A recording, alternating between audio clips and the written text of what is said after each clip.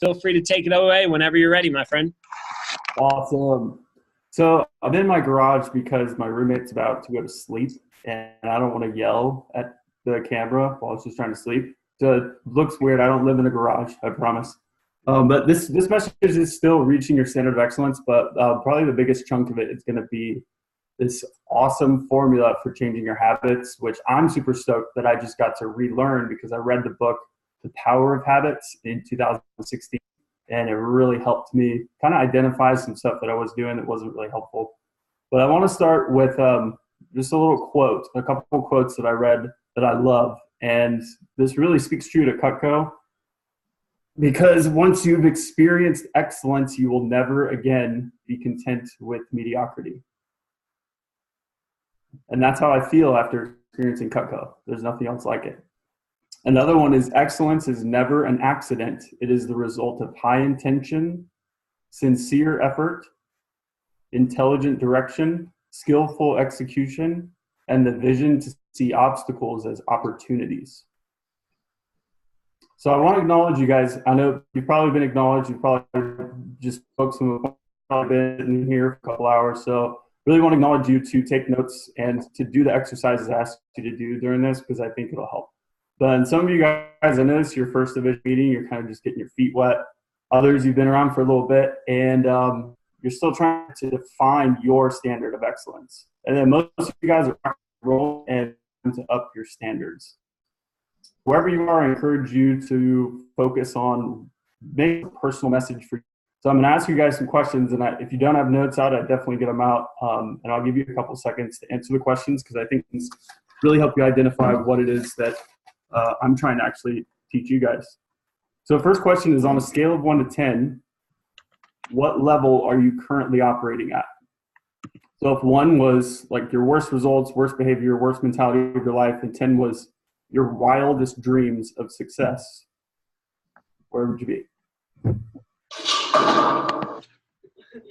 So for me, it's a 6, just because I know I'm doing good, but I know I could do way better. And then speaking of wildest dreams and success, I want you to ask yourself, if you knew that you couldn't fail at something, what is one crazy, outlandish, wild dream of yours that you know would bring you joy, fulfillment, and long-term satisfaction? So if you knew it was going to happen, what would it be? And it can be something crazy, like being a professional DJ, being the DVM of a different division in Cutco, or like having 18 children and all of them being fed and being super happy. Doesn't matter what it is, it's your dream. Then I want you to ask yourself, do you believe that you can do it?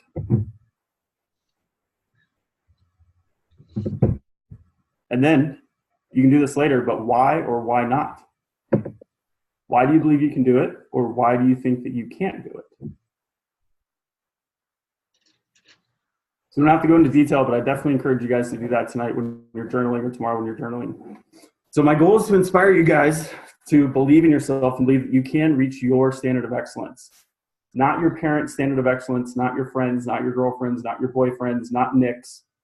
Your personal standard of excellence.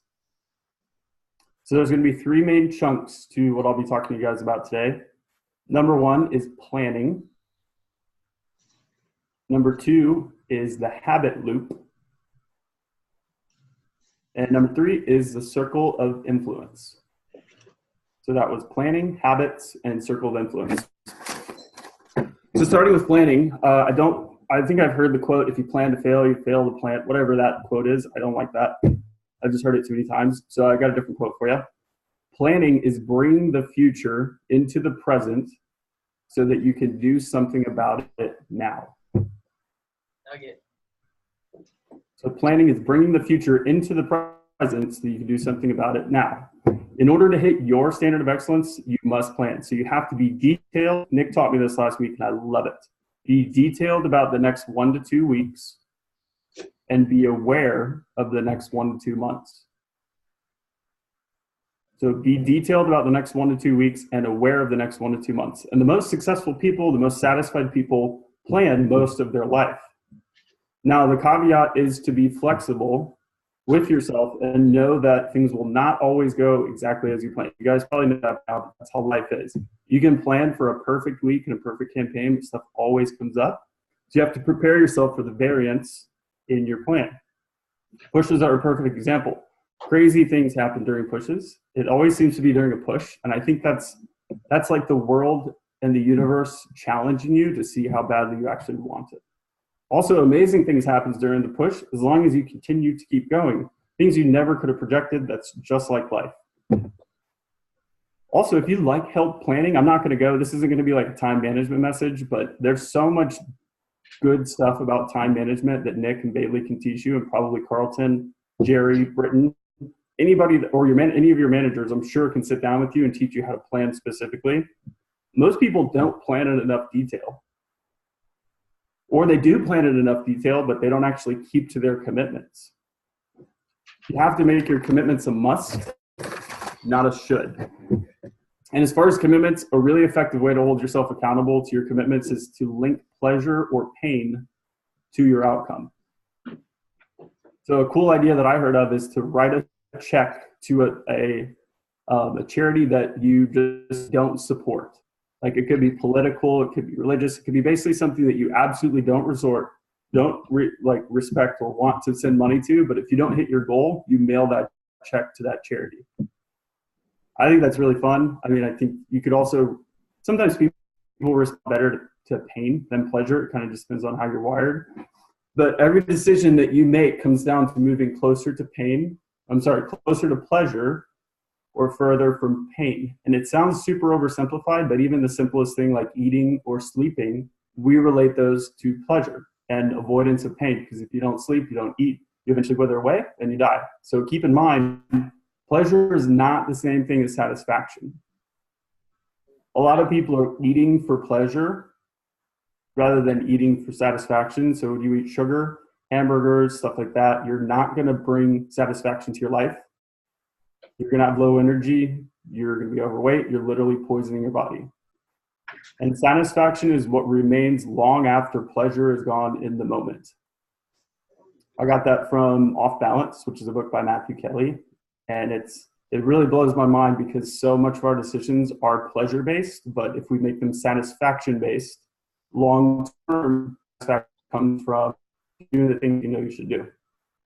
Planning and time management pretty much go hand. You should plan, and everybody has the same 168 hours in a week, but why do some people accomplish 5, 10, 20 times more than others? It's because they have a plan, they stick to it, and have a compelling why.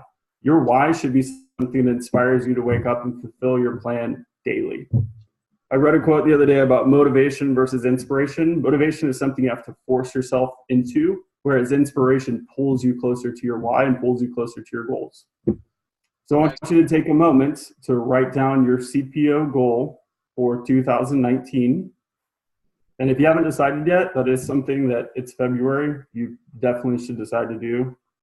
So write down your CPO goal for 2019. Now, completely Uncutco related, a personal goal. Write down a personal goal of 2019 that's going to be in alignment with the standard of you being excellent. My CPO goal is 200,000 CPO. That's double my best year ever. And my personal goal is to play my first music show with my best friend and drummer before 2020. So we have like 10 months and like 18 days or something. And then later, write down your why. Write down why that's important to you. And that's such a powerful question. If you can just get good at asking the question why, like even when someone's like, I want a trimmer, you're like, why? They sell themselves constantly on why they want something or anything. I mean, even when it comes to your family, if they're like, you don't have to be a jerk about it, but you can literally just ask why. Not like a 4-year-old, but when you do ask why, you get people to really get to the foundational reason is why they're making the decisions they're making. So that's planning. If you want to get more details on planning, go to the internet, go to Nick, go to Bailey. And then number 2 is habits. This is so exciting to me because I like kind of forgot about this, even though I've changed some habits. But one thing to keep in mind is whether you know it or not, you're always building a habit in everything that you do. Every single decision that you make is building a habit towards what you want or further from your goal. So I want you to identify a bad habit that you formed and you're committed to erasing or replacing in 2019. And just take a second, write it down. I hate using the word bad or good because that's just the meaning we put on things, but if it's something that you know you shouldn't do, like your conscience is telling you shouldn't do it, it's probably not a good habit. And then one of my favorite quotes I learned from Nick recently too, I think it's from Freedom from Fear, is bad habits are easy to form and hard to live with. And good habits are hard to form, but easy to live with. So bad habits are easy to form and hard to live with. Good habits are hard to form, but easy to live with. Now, as far as the psychology of habits, I would definitely write this down too, because if you've ever tried to change a habit, but you haven't replaced the behavior, you probably fell back into that habit. So you must replace habits. In order for your brain to rewire itself, you have to replace it. It doesn't matter what it is, but that's the psychology. They've been studying this for like 80 years. That's how you change habits, is you replace it with something different. And the habit loop comes from a book called The Power of Habit by Charles Duhigg. And what it is, it's Q. So if you wanted to draw a circle, it would be Q goes into routine, and then routine goes to reward, and then reward comes back to Q. So it's Q, routine, reward. And that loops back and forth. And the framework for fixing the habit loop is as such. So number one is to identify the routine. So realize what you're actually doing, what this habit is created as far as what behavior you've decided to do. Then the second step is to experiment with rewards. And I'll explain all this a little bit more detail, but just write down, identify the routine, experiment with rewards, isolate the cue, and that's C-U-E, cue, and then have a plan. So let's say that you've identified a habit such as going to Starbucks, way home, or stopping to get fast food, or like the habit of letting yourself off the hook at 8:45 to stop phoning during phone time. So the first question you want to ask yourself is, what's the cue for this routine?